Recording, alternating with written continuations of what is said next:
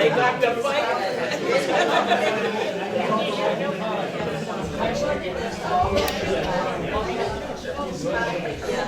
There won't be any more pictures.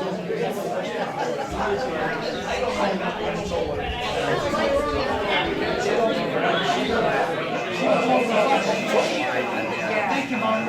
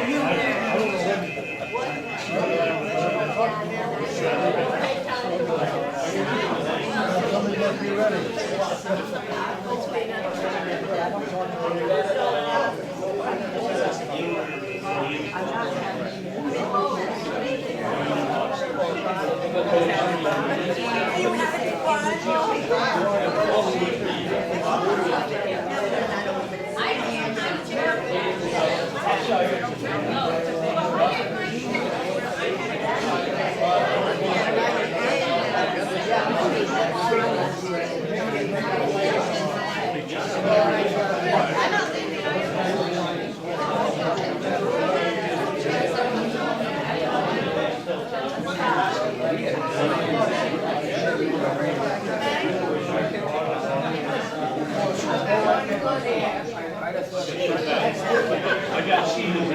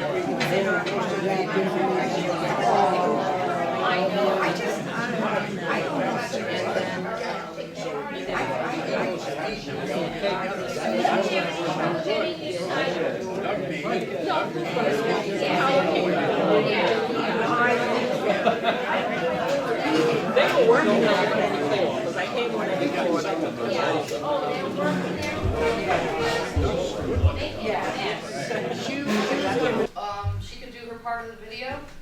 If anybody has any questions or was in her class. My name is Irene Burrows, and I was born in Noank, and I'm living in the house that I was born in on Brook Street. And I went to Noank Grammar School in the 6th, 7th, and 8th grade. And then I graduated and went to Fitch High School. And my children went to Noank Grammar School. And it was wonderful.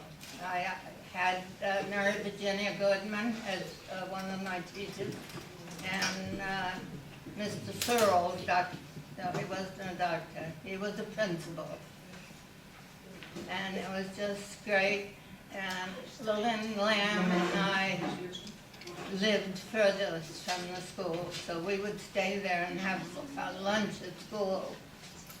And then when it was time for the kids to go back into school, why, we'd ring that bell, and then the kids would go back to school. Is that it? When you started your classes, what did they used to do in the beginning of a class? I've got one good ear.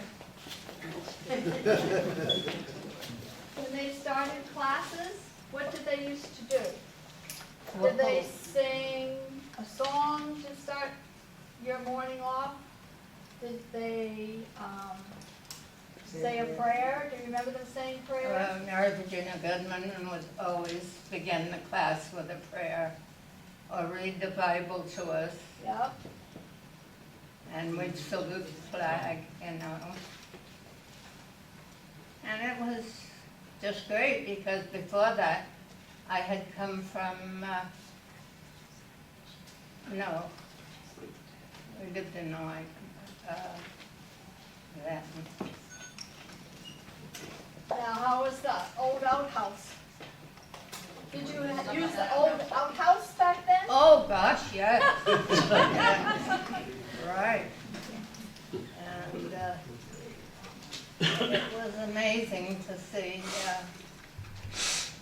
And before we bought our own house, we lived on High Street, and we had a cistern in the bottom of the house, and that's how we got our water from the rain. Yep. And I had never seen anything like that before.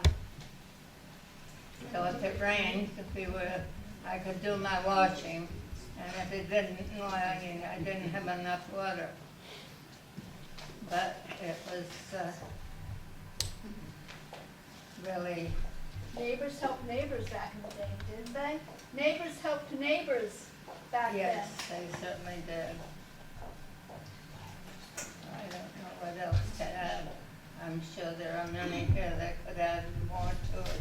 Okay, well, you did a great job. Thank you very much. Hang on a second, let me do a little adjustment here.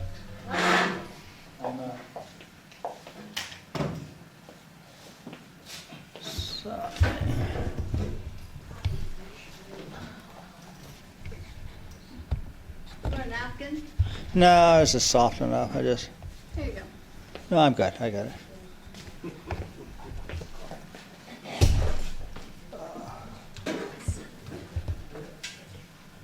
But I really don't remember an awful lot. I was thinking about it the other day, and one thing I do remember, and would draw a contrast between today's efforts at the schoolhouse and what it was like then. Mrs. Goodman was Mrs. Morgan at that time.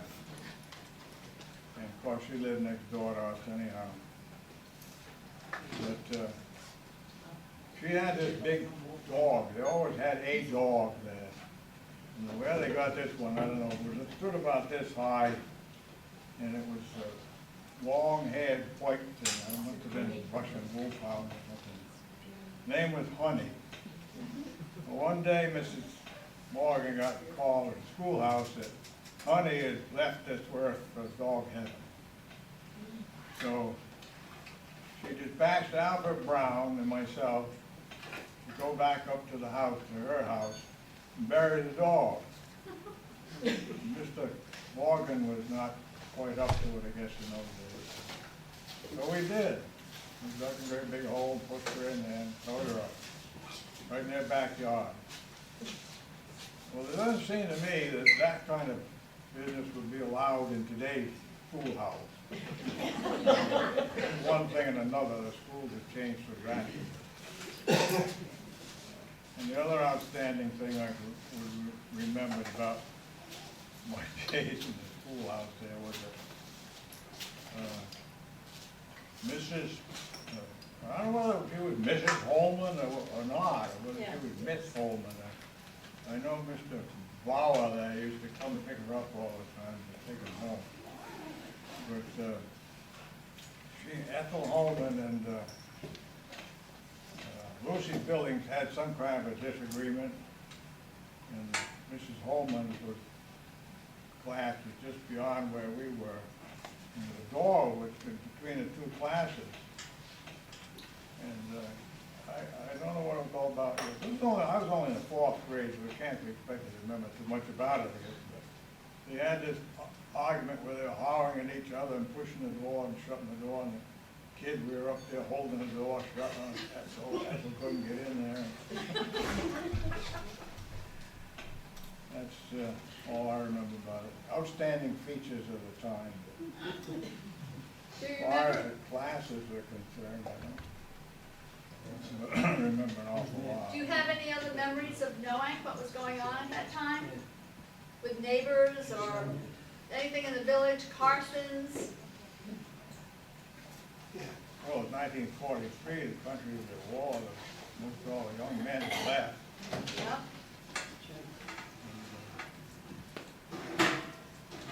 No, not particularly. I have to work on that. Ray Bonomo coming in, flying over Store Hill? Well, that was sometime quite later. Curtains, I mean, aprons That was flying. much later than that. Okay. Best I can do for you. Well, thank you.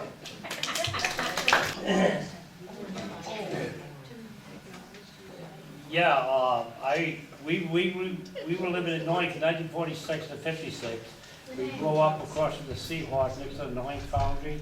And so we lived in a little house in the back. The 38 hurricane that took the house and knocked it off its foundation. And it had a tilt to it. And we enjoyed growing up there with the Blueberry and the Tanglewood, which is now Tanglewood, Legion Beach. We could go clamming every day with nobody bother you or whatever. And we used to, when I remember going to the Noank school, the first thing I remember, my mother taking me up there with my sister. Like all my sisters and brothers had gone to that school. And we grew up there, and I remember bawling like a baby the first day I got there. And and I remember going down the stairway to the outside toilet, to the roll of toilet paper at the bottom of the stairs. Mrs. Bowles and Mrs. Jameson, Mrs. Robinson, and Mr.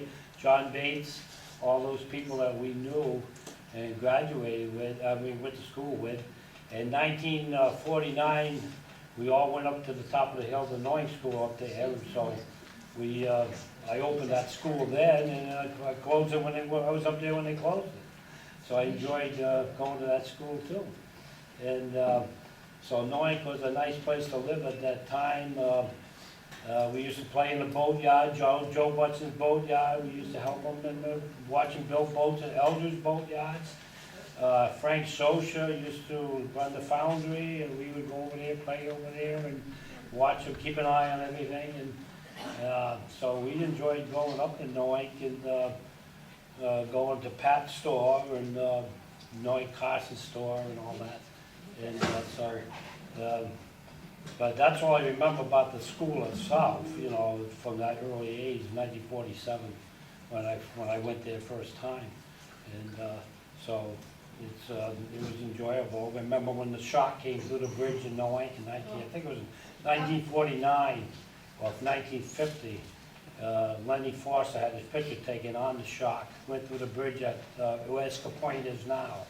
A lot of people in Noank don't know about that, know about that shock incident. All I remember is the FBI was up there with submachine guns, shooting it out of the water when it came through Palmer's Cove, and he had a picture taken on it. And we used to talk to Robert Brackman when I was younger. My father used to ride up the road with Joseph Cotton on a bicycle and days, and a lot of things like that went on. So you got to know a lot of people in Noank in those days. My grandmother lived on High Street, and my father went to graduate went to school to 7th grade in 1920. So he enjoyed it there too. And you know, in them days you didn't get much education. and they usually lasted, you only went to the fourth and second grade, you know, third and eighth, fourth grade. So my father lived in here and worked at the Noank shipyard. My grandfather worked at the Noank shipyard and, all those years, so knew a lot of people in Noank growing up in those days. Now it's changed a lot, you don't see the people you used to see, but that's about it. Name? I think she wanted your name. So we all grew up, we all went to school in Noank school. And, so it was nice. We still think about it today, I still ride the road on a bicycle all the time. You know more about the town. Keep going. Well, I know, I can tell you a lot. We used to slide down Store Hill on sleds. Nowadays, you couldn't do that because they plow the roads too quick. But, you know, you couldn't do it today. And they locked it off too, so you Yeah, could go you sliding. can't do any of that stuff today. And Pat would always give us a loan. He was very nice, Pat, at the Pat store, which is Universal. And I still remember the box number at the Noank post office, and even today. And a lot of people don't know that Noank Foundry was a power station for the trolley cars. And at the time, we used to live right there where the tracks went right through there, and we used to play in we call it the horseshoe. And we always knew it was that. And the Hurricane Carol, my mother had taken a lot of pictures of us kids in the Noank school here, but she lost it in Hurricane Carol. We had 2 feet of water in our living room, and back then, and the whole of Groton Long Point was cut off. That's the reason why that high bridge, that high road coming over the railroad tracks was put in, because Groton Long Point was actually cut off.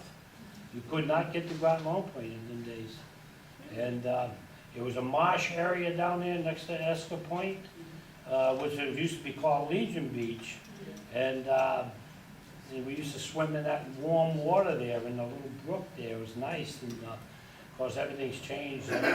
You could walk down the tracks, freight trains would come by, the old locomotives at the middle of the night, 3 o'clock in the morning, and we would hear the trains, and we would wake up and say, oh good, we got 3 more hours before we went to school. So these are things that happen, you know, when you grew up in a place that was quite enjoyable. It's, you know, we never regret living here.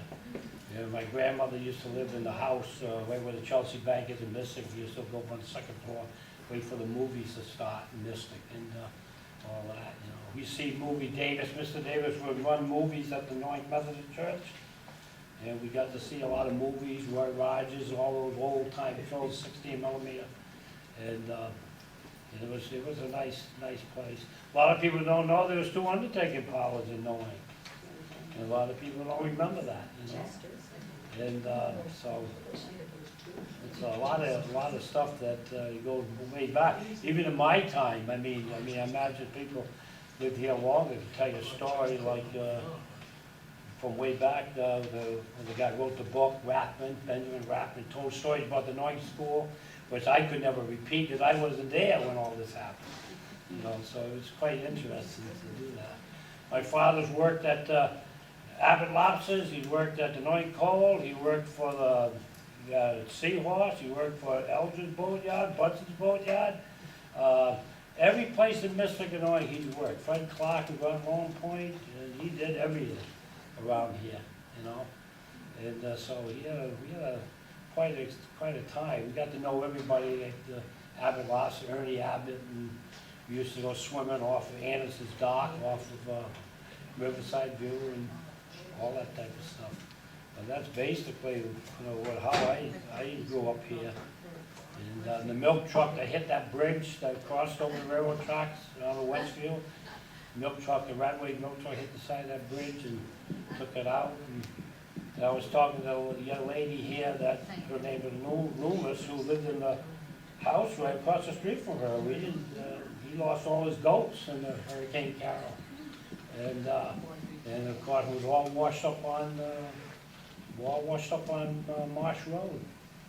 And it was quite a storm. It was a big storm that went through. But a lot of people never knew what Frank Socia and his brother, I had held them in my arms at I was 8 years old. I took a picture, his mother took a picture of him, and they're down there one day. in front of the foundry, and I never got to see the picture. I asked Frank about it, but I don't know if he's got it or not. But we did a lot with the Noank foundry. We lived there, and my father worked there, and they made the stuff for Davis Stanton, and made big, huge anchors and stuff like that. We watched them build a boat every year at the Eldridge Boat Yard. They built a boat every year, fishing boat every year. We go over there and watch them. It was quite a time, quite a way to go up. When they launched boats in those days, they had to roll them on a dolly. They rolled it, we had to take the rollers, roll it across with Joe Butson. We got them over to the side, and then they rolled it onto a dolly, and they rolled the boat in. Today, they do it so much simpler today. Did you experience the Depression at all? Did I what? Experience the Depression? No, I wasn't alive then, no. That was in the 30s. My father used to jump freight train in Noank and shovel off coal, and on the way to Quantick, and then he'd come back and pick it up. And them days you could do it. You could jump a freight train in those days, but you couldn't jump them today.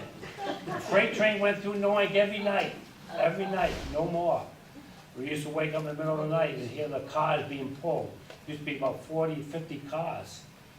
And the Noank school we used to go up to Boston and New York on bud cars. One car, you remember those that we boarded at Noank. This is a bud car, they picked us up, took us to Boston. And in the 3rd grade. Dickie remembers that in the 3rd grade, he went to Boston, New York. It was quite a thing in those days. They took school trips. But so we got, like I said, I didn't know much about this school, but I knew a lot about the Noank school on top of the hill. What about social activity in those years? Huh? Social activity in those years? Oh, in those years, like I said, my mother got shot by somebody on top of Prospect Hill, right on Terrace Avenue and Marsh Road. Quite a social event, wasn't it? Huh? That was quite a That social that was event. quite an event, because she never knew she got shot, because she went over to Quantick and somebody saw the blood on her blouse. She said, Hyla, you've been shot. And in them days, you didn't want to do much about it, you know. We had Palmer the cop, and he didn't want to do nothing. Just a cop. But you didn't sue nobody in those days. Today, you sue everybody. But it didn't cause her no problems. But I tell people that live right next door around the area about that, where my mother was shot. If the bullet went right or left, would have got one of us in the head. We knew all about this call. And it's something that even my own family don't even remember. My sisters don't remember that incident at all. And it was somebody on top of Prospect Hill shot down. Bullet. When they say a bullet goes 1 mile, believe it, it goes 1 mile. And that's what she gets shot. So a lot of things happen like that. But Can you tell me a little bit more about the FBI shooting shark? yeah, there was state police up on top. They had those Thompson submachine guns. That's all I remember. They were up on top of the bridge, and I guess somebody had reported a shark come through. And I draw in paint, so I painted a shark on my shirt, and somebody said, "Oh, there's no sharks in Noank. There's a shark in any salt water, believe me. And you just don't see them." And when the shark had gone through, he was in Palmer's Cove, and all the beach had left. There was only one beach, Legion Beach then.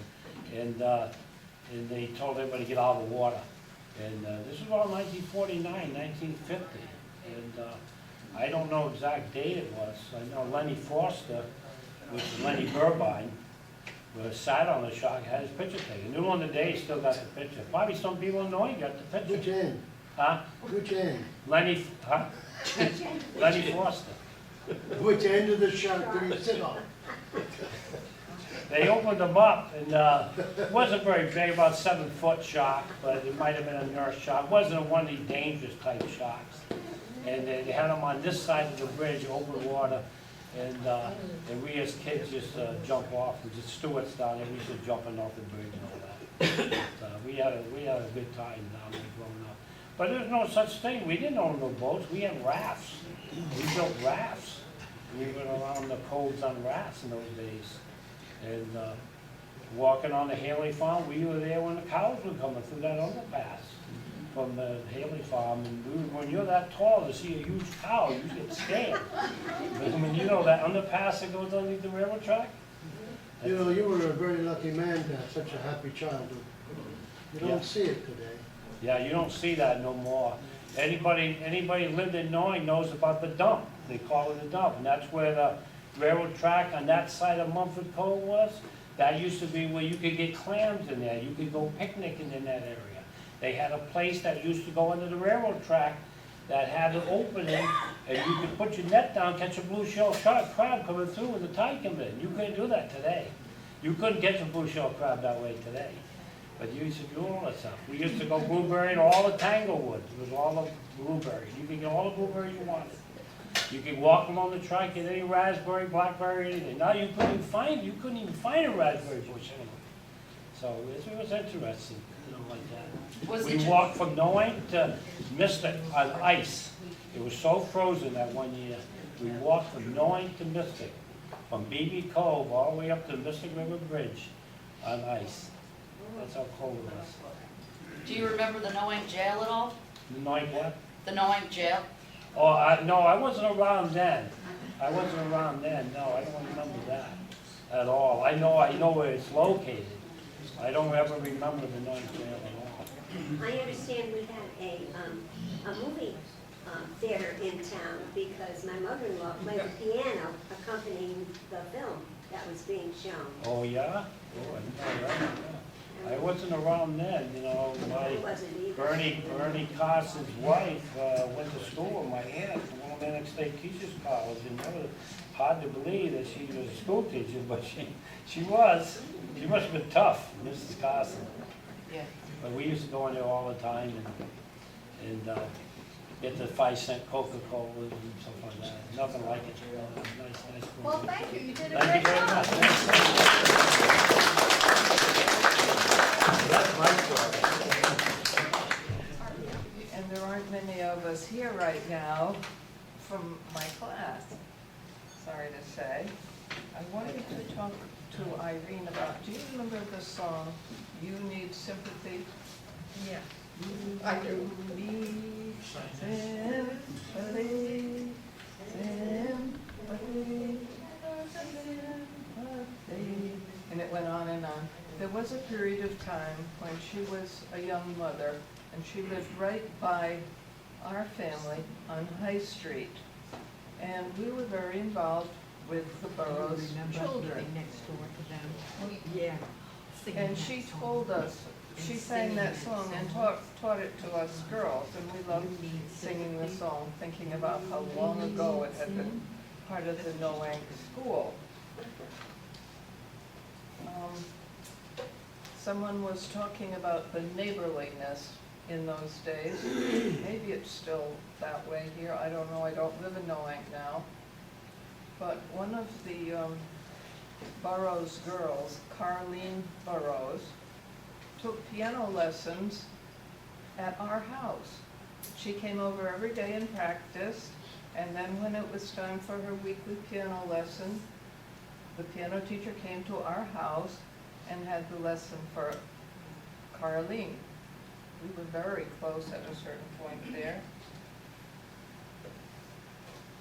I remember that at the end of the war in Noank, 1945, the news got through that the war was over. And everybody got really excited, and we all rushed down to the center of town, Pearl Street and Main Street, right by Carson's store, and everybody was screaming and yelling.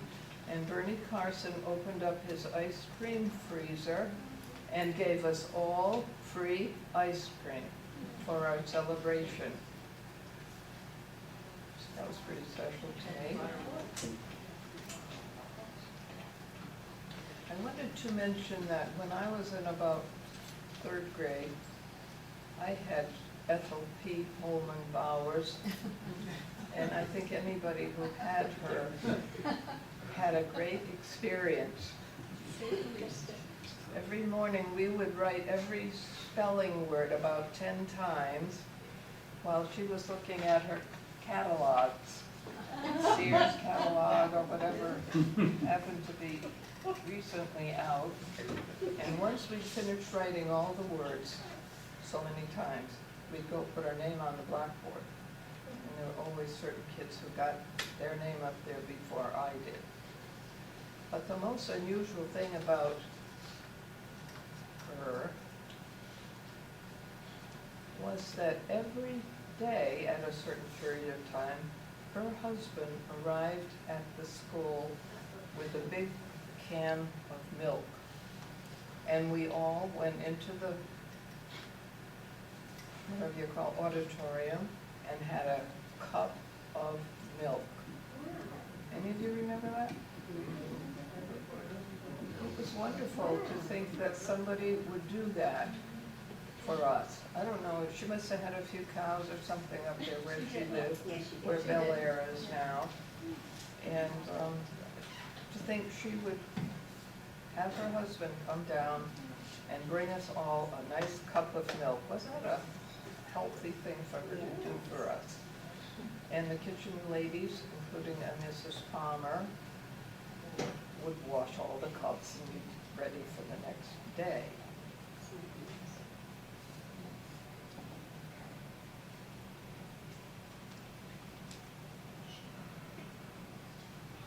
Do you remember how the inside of the school was broken down? Were there a number of classrooms, or was it a couple of big rooms, or? Well, I remember that the kindergarten and first grades met in one room. The second and third grades met in one room. I think the fourth and fifth, and then different things changed upstairs, and finally at a certain point, the kids from West Mystic joined the Noank school. I think maybe at 6th grade or 7th grade. So we got a bunch of new kids to get to know. Where did you go after 7th grade? Well, we would finish 8th grade at the Noank school, and then we'd be ready for Robert E. Fitch High School, which I believe is now closed. Over there. It's closed, but they built a new one. Yes. I think the only thing I would like to tell you is that many of you know Nadine Wilcox. Yes. And she was planning to be here today. This morning I got a phone call from her neighbor who said Nadine has just fallen on the edge of her tub and she's going to L&M in the ambulance. Later today I'll be going over there to see her, but I know she's very disappointed that she couldn't be here today.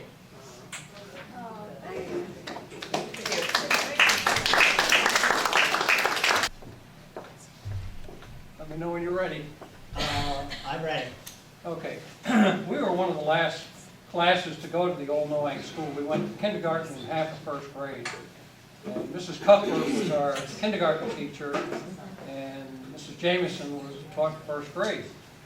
And halfway through first grade, Mrs. Jameson said, "All right, class, now let's get together. We're going to walk up the hill to the new school." And we did. And when we got there, she said, "All right, now from here on, this is your new school. This is where you come to school." And that was a good experience. Does anybody in the room remember Buck Smith? Yes. He was sort of a bad character. Well, Buckles smiled. Buckles, yeah.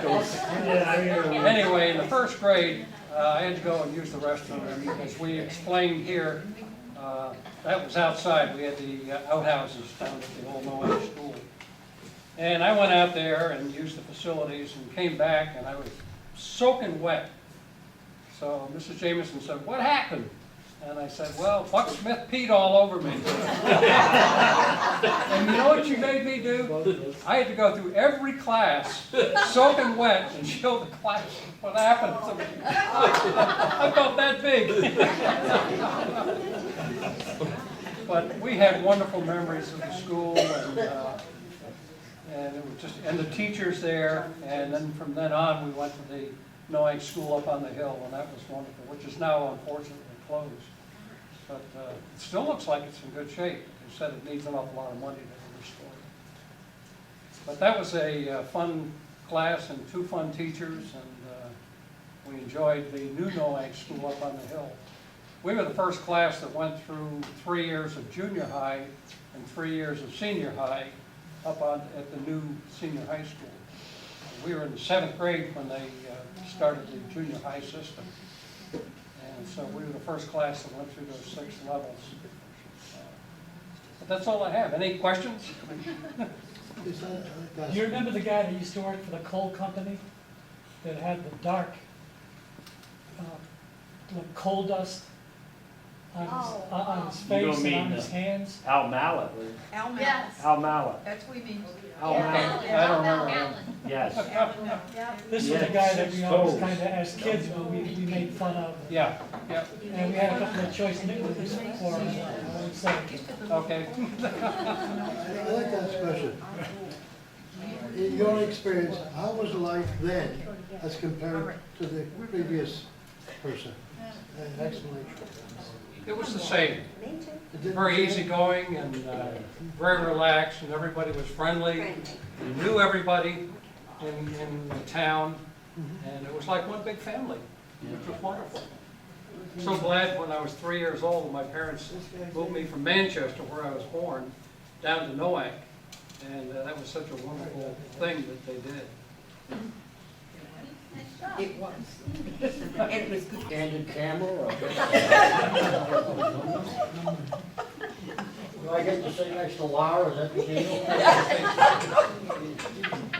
Unless you want to sit in between, Laura.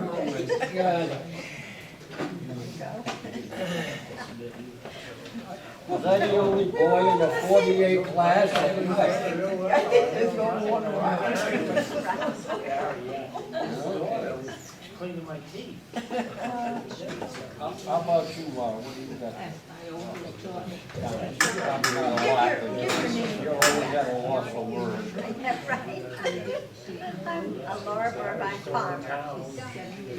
And my dad, I remember my dad, he used to pick up the mail from the train each day down at the train yard. And it would be on a big hook. He would bring the mail, he'd stop at the post office, get the mail, and bring it, put it on the hook, and the train would go by and grab it, and then they'd also throw off a big package of mail, a big bundle of mail, which he would return to the post office. And that's how we got our mail in Noank each day. I remember that clear, because I used to go with him sometimes, and it was fun.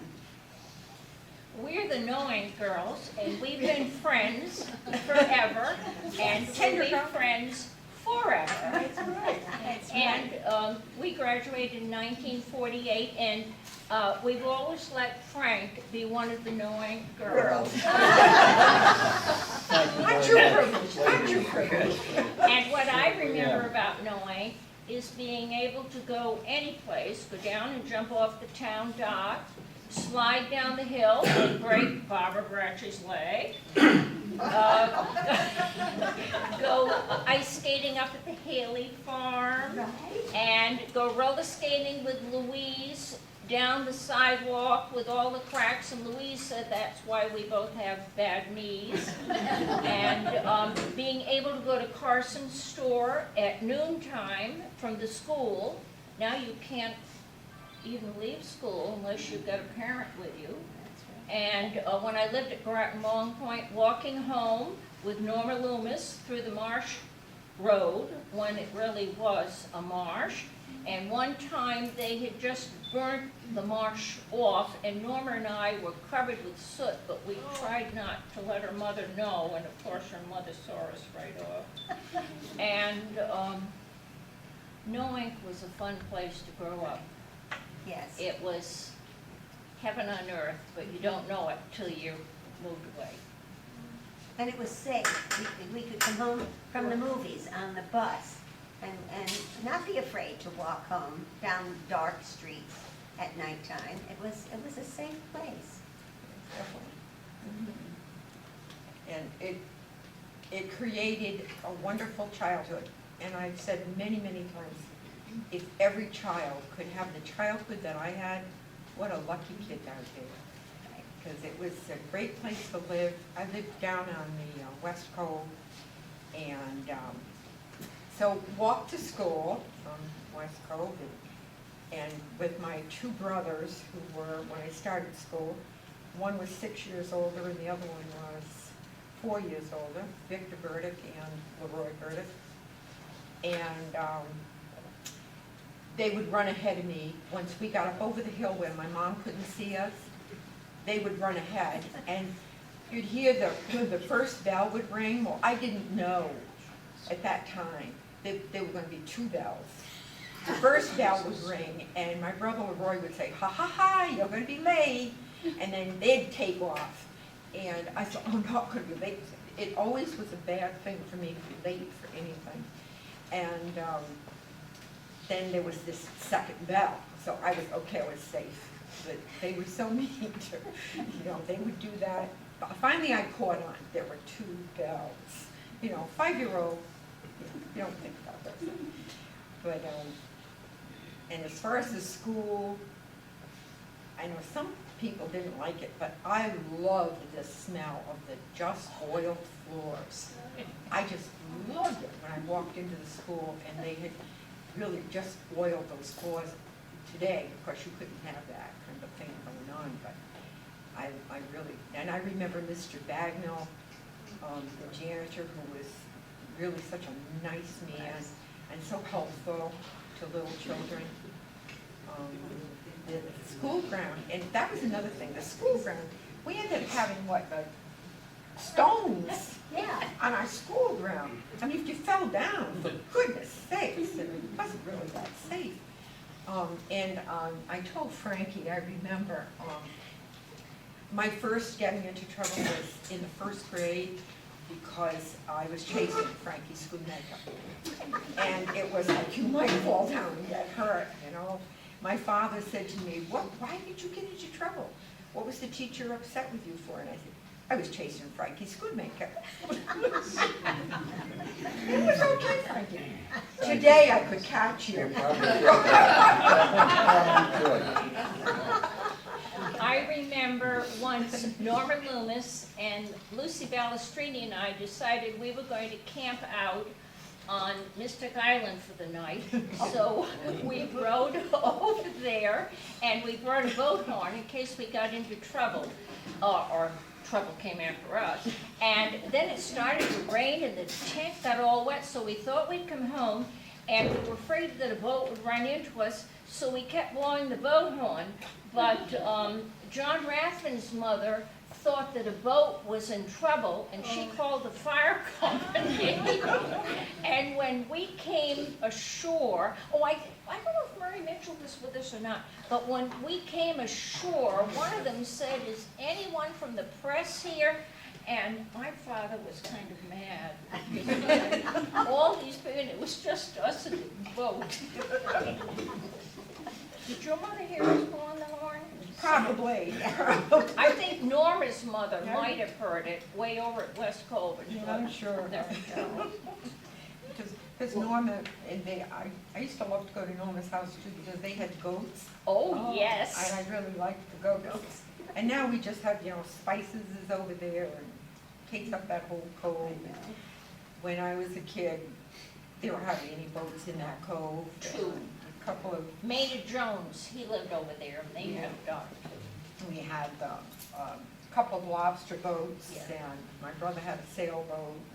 It was so much nicer. You could swim out in the cove, and we used to swim from my house over to Long Point, and my brothers did. I never did. I got as far as the point where the Esker Point is now. And that was as far as they would go all the way over to the whole point of Grand Long Point. Can I ask you a question? Pardon? Can I ask you a question? What was the financial situation in those days to support families? Oh, well, what did your dad do? My dad used to run the gas station, then he worked at EB. And your mom And my was? mother taught school, so I always had to behave. Yeah, that was a tough one. My dad was an electrician. There were 5 of us children, and my mom didn't work. And he did very well because he worked for construction, he wasn't home all the time, but he made good money in construction. That's why he went out into it, to take care of us. My dad was a rigger for the electric boat for a while, and then he went to work for a utility company in Rhode Island. And then Mom would, and I always remember Mom being home, I'd open the door and say, "Mother, I'm home." Yeah. And quite often there'd be some homemade goodies sitting on the counter. Oh my God, you threw me all off. Oh, I'm sorry. Well, I just got a, Yeah. we're on again. Sorry about that. Well, that's all right. Well, anyway, my father eventually worked for the highway department in the town of Groton, which he eventually retired from. I remember that in Noank School, they mentioned the playground outside being gravel, in which it was, I think eventually they did blacktop it, but we had a basketball team. We were one of the only schools that never had an indoor gym to play at. And we used to travel to Eastern Point and the other schools, and they all, we thought this was the greatest thing to ever happen, because we played on the hardwood floors versus the blacktop. Then we used to travel with everyone, I'm sure, that went to the school, remembers Johnny LaPointe, Oh, yeah. Oh, who was was probably the first phys education teacher we had. And he used to have this old car with a rumble seat. And we would go out, and be 6 of us on the team, and we'd go out and fight to see who was gonna sit in the front, because if you, in the middle of winter, going to Colchester, you don't wanna sit in the back. Anyway, that's how we used to travel back then. We didn't have school buses or any other mode of transportation. But he was like, became very close to most people that got to know him. So that's one of my fond. Did we have a good team? Yeah, we had a great team, yeah. Frank's is There you go. But anyway, that was one of my better memories of Noank, and trying to pass my grades. So I had sometimes to look over at Betty Ann's paper and copy a few answers once in a while. And one day her mother, who was a teacher there, came up while I was doing this, and that was the end of that. So she was probably responsible for me getting through the 8th grade. But anyway, yeah, that's about it. I remember someone mentioned Raymond Bonomo, when he brought the plane over to show his grandmother, my mother and I were getting out of the car, and I thought Noank was being bombed. So I got out and lay right down on the side of the road, and my mother kept saying, "What are you doing?" And I said, "That's what you're supposed to do if there's an air raid." And I remember Robert Rathbun was riding by on his bicycle looking at me, but I stayed down there because I thought it was Raymond Bonomo.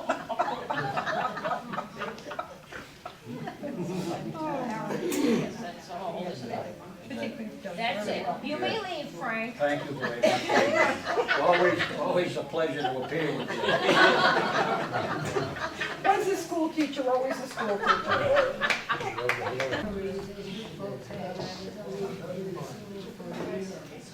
Because I said the teachers that were here at the time, there were a lot of things and we had kindergarten and first grade, and I taught second and third grade.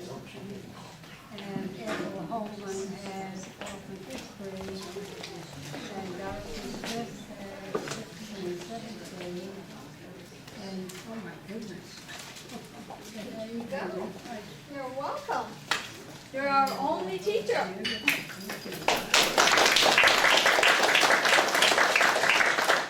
And Eunice Carpenter did this drawing. Eunice can whip something up in 5 minutes of the old Noank School, and we wanted to give it to you so that every day you can look at that. And of course, we have the bell that you can ring. So this is I'll put this back and just see. Okay. Oh, you thank you. Yeah. I'll put it. Oh, you think that, thank you. Oh, thank you. And John Bakes was the principal. So the two memories I think that stick in my mind is a Halloween party we had out in the schoolyard. And there was somebody dressed up there like a woman and had a hat on with a feather and a mask, and that was the one person nobody could guess who she was. So finally, when she took her mask off, it was Alice Burdick, Vivian's mother. Vivian's mother. And the other memory I have is the mothers used to come over and help with the hot lunch. And Miss Lois Holding used to come over from Lumber Cove, carrying her two twins in a wagon, and walk over to the school every day, do that to help with hot lunch. So I guess that's all the memories that I have to tell you about. Thank you very much.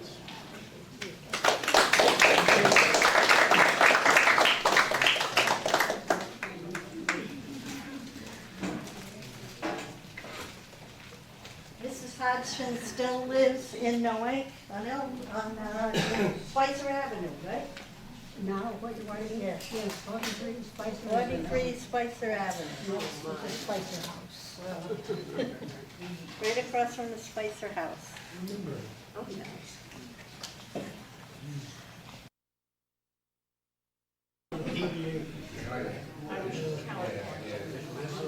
My name is Joyce Main, and I graduated from the Noank School in '57. So my memories are a bit different than some of you other people who have spoken previously. One memory that is very, very clear is when this church burned. And I think a lot of you probably remember that. My dad was a volunteer fireman at that time, and my mother did not allow us to come into the church when it was burning. But I do remember it was probably the only time in my life I saw my dad break down and cry when he came home. And that to me is a very vivid memory, because a lot of us who attended this church loved it dearly. And it's wonderful that it got rebuilt and continues to have its dedicated members. Another memory that I have is sort of like as a teenager, barely a teenager at 13, there were a few of us girls who were rascals, and smoking was very popular back then. So we would pitch our pennies in, we would buy a pack of cigarettes, I'm not too sure where, but maybe Carson's had them at the time, and we would go under the overpass where the railroad tracks are. When you leave town and you go over the little bridge, we would go underneath and we would sit up on the concrete that is built underneath there, and we would smoke cigarettes. Well, because we were so young, like 13, 14, what we did was we would light one cigarette and then we would pass it. Of course, you know, then later on, years later on, we all suffered from trying to get rid of those cigarettes. And that's kind of a fun memory for me too. We were all swimmers. I don't think there was a child in this town that didn't learn to swim. We took our swimming lessons down at Rathbun's Little Beach. And when we got a little bit older, we learned to swim off of the docks. When we were older than that, some of us had rowboats, some of us had canoes, and some of the boys in town used to come and dump those canoes over, like Dennis Bacchiacchi, who was very active in doing that. But good memories. You could walk to town, you didn't have to worry. I had a paper route. At 13, I think I was, 13, 14. My brother and I split the paper routes, and boy, it was a lot of work. But we would sit down at the end of the week and we'd count pennies up. It was actually pennies. And if we ever got a nickel or a dime tip, boy, that was heavenly. And we did that for a long time. Someone asked about finances, family finances, during those times or earlier. And one thing that I recognize that we did then that we don't do now, we paid for everything in cash. You never financed anything. We were taught very early on to have a bank account. There were bank accounts in schools that were wonderful. They don't do that anymore today, but we could bring our little pennies and our nickels and dimes and start our bank accounts in school. We had party lines for our telephones. And I'm sure a lot of you probably remember that. One ring was one family, 2 rings were another family. And we had only 3 children in the family, but we had a timer by that telephone. And it was an egg timer, and it was 3 minutes. And you better be off it in 3 minutes. And the beauty in those days were when you called a friend, and you were fortunate enough to get them on the other end of the phone, you always made arrangements to meet with them. You didn't sit and text or email them. I mean, you got together with them. Pajama parties were great. I mean, it was just nice, fun time. I have to tell a story about my brother because some lady said something about the marsh being burned. My brother was 1 year behind me, very, very active with the fire department. This fire department in the town of Noank was always open to the boys. Girls didn't go there, but a lot of the young boys did. And he will say to this day that this fire department saved his life. As a young man, he could go in there, they had a pool table, they had a couch. That's all I know that was there because I was never really allowed in there. I didn't have the desire, really, to go there, but my brother went there frequently.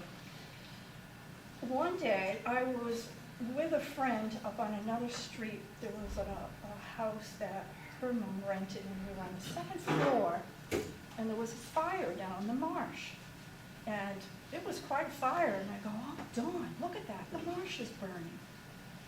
A couple days later, I found out it was my brother, and probably Lenny, who were down in the marsh, and they thought it would be pretty cool to light some of this dry marsh grass. Woof, wind comes along, and the whole marsh is on fire. So another memory I have of my brother, or story, is that when they flooded, when the school was taken down and they used to flood the park, he and his friends would take the park benches and they would put it in the middle, so when it froze, the benches would be frozen. He did that too. So I can tattle on it. I gotta change tapes, I just pause a second.